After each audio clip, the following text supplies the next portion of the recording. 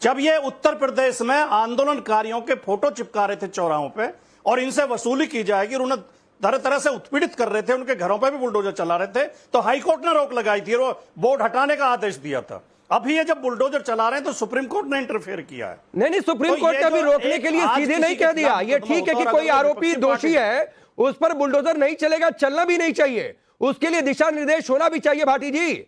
लेकिन उसी supreme court ने यूपी सरकार के एफिडेविट की तारीफ भी की है। आप उस लाइन को छोड़ देते हैं अपनी सहूलियत के लिए। लेकिन राकेश त्रिपाठी, अब आपके पास आ रहा हूं। मनोरोगी है मुख्यमंत्री योगी आदित्यनाथ, दुर्योधन है, कंस है, रावण है, आज जितनी उपमाएं दे सकते थे भाटी जी उतनी दे दिए।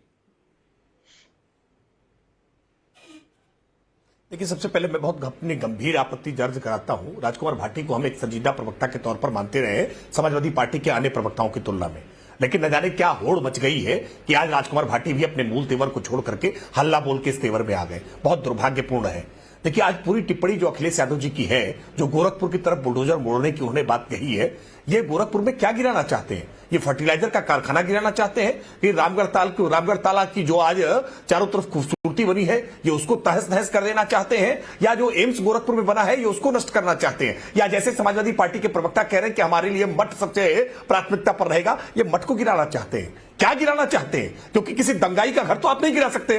दंगाई को तो मुजफ्फरनगर दंगे के आरोपी को सरकारी वायुयान में बिठाल करके ला करके मुख्यमंत्री आवास में नाश्ता कराने वाले लोग, दंगाइयों पर तो बुलडोजर नहीं चला सकते हैं, अपराधियों पर तो बुलडोजर नहीं चला सकते हैं, क्योंकि उन अपराधियों की बिल्डिंगें तो बनवाने का काम ही आप जब सत्ता में रहते हैं तो करते हैं। तो जाहिर सी बात है कि आप जानबूझ करके विकास के कार्यों पर बुलडोजर चलाने का स्वप्न देख रहे हैं, और यह सपना शेख चिल्ली के सपने की तरह है। यह सपना साकार नहीं हो सकता है। आपके सपने में कितनी दुर्भावना है, यह दुर्भावना पता चल रही है, और ऐसा आपने किया है, आपका ट्रैक रिकॉर्ड है। मैं उदाहरण के साथ बता रहा हूं। अप्रैल 2016, और राजकुमार भाटी इसको क्लैरिफाई करिएगा, आपकी पार्टी के नेता थे, बिस्मा से विधायक थे रामपाल यादव ने केवल इतना अपराध कर दिया था कि अपने बेटे को जिला पंचायत अध्यक्ष का चुनाव लड़ा दिया अखिलेश यादव जी से बिना पूछे। उनसे नागवार गुजर गई ये बात। पार्टी से निलंबित किया, निष्कासित किया, और फिर उनके घर पर, उनके व्यावसायिक प्रतिष्ठान पर बुलडोजर चला दिया।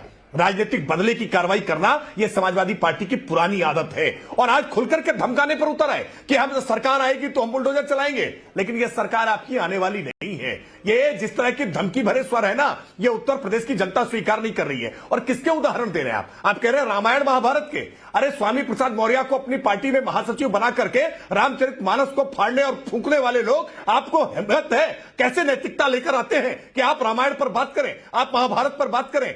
हर प्रकार से मजहबी तुष्टीकरण के लिए यह सवाल तो उत्तर प्रदेश की जनता अब भी पूछ रही ना कि अयोध्या के मोहित खान को सीने से चिपका कर क्यों रखा है, अब तक पार्टी से बाहर क्यों नहीं निकाला है? आप नवाब यादव से तो पल्ला झाड़ लेते हैं, यानी यादव भी आपकी पार्टी में आपके लिए सगा नहीं है। लेकिन अगर कहीं मजहबी तुष्टीकरण का मामला होगा तो वो गैंगरेप का आरोपी हो, हत्या का आरोपी हो। नहीं, आपने जो उदाहरण दिए राकेश जी, भाटी जी, हाल फिलहाल में जो बुलडोजर एक्शन हुए हैं, अयोध्या में मोहित खान आपका करीबी, कन्नौज में नवाब सिंह यादव आपका करीबी, अतीक आपकी सरपरस्ती हासिल, मुख्तार आपकी सरपरस्ती हासिल।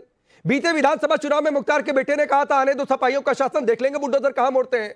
तो सर, यह लगता है कि अंदर का दर्द है जो बाहर निकल कर आ गया। नहीं, जो आप नवाब सिंह यादव तो भारतीय जनता पार्टी का नेता है। 2017 में ही उसने पार्टी बदल ली थी, भारतीय जनता पार्टी में चला गया था। तो 24 में अखिलेश यादव के लिए प्रचार क्यों? शिवपाल यादव के साथ बंद कमरे में मैं नवाब सिंह पर डिबेट नहीं चाहता हूं भाटी जी। नहीं, 24 में राहुल गांधी के साथ मंच पर कैसे? 24 में बीजेपी के लिए वोट मांग रहा था। अरे अजीब स्थिति है। 24 में बीजेपी, शिवपाल यादव के साथ बंद कमरे में लोग होते हैं, इधर भी फोटो खिंचवा, करीबी लोगों के साथ बैठकर वो बीजेपी के लिए प्रचार कर रहा था। मोहित खान की प्रमाण है नवाब यादव के, आपके नवाब थे भाई। मोहित खान का मामला अभी जांच चल रही है। जब जांच आ जाएगी, कोर्ट में केस आ जाएगा, तब पता चलेगा। क्योंकि जो पीड़ित लड़की है उसके पक्ष नहीं, किसी के साथ आप अन्याय करोगे कि एक आज जो मुकदमा दर्ज कराया, 2 दिन बाद उसका घर गिरा दिया। उसको नहीं, मोहित के साथ अन्याय हो रहा है। राजकुमार भाटी इतनी बेशर्म टिप्पणी कर रहे हैं, शर्म नहीं आती है? अरे आज पिछड़े समाज की एक ऐसी नाबालिग बच्ची जिसके पिता नहीं है, उसके साथ गैंगरेप किया गया है, गैंगरेप कई बार किया गया है, उसको गर्भधारण हो गया, और आप कह रहे हैं कि पीड़ा की अन्याय हो रहा है मोहित खान के साथ। कैसी बात करते हैं राजकुमार भाटी?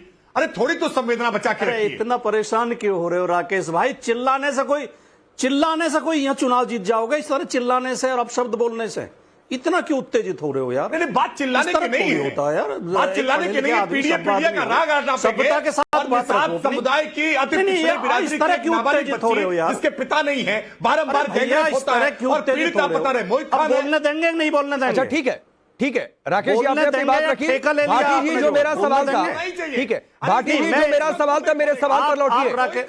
हाँ ठीक है, ठीक है राकेश जी, आपकी बात नोटिस हो गई सर मैं फिर आऊंगा, आप रिप्लाई करिएगा। भाटी जी मेरे सवाल का जवाब, अतीक मुख्तार, मोहित, नवाब सिंह यादव। राकेश पांडे जी, मैं बता रहा हूं, मैं बोल रहा हूं, ऐसी पार्टी का प्रवक्ता समाजवादी पार्टी के ऊपर आरोप लगा रहा है कि आतंकवादियों को पनाह देते हैं।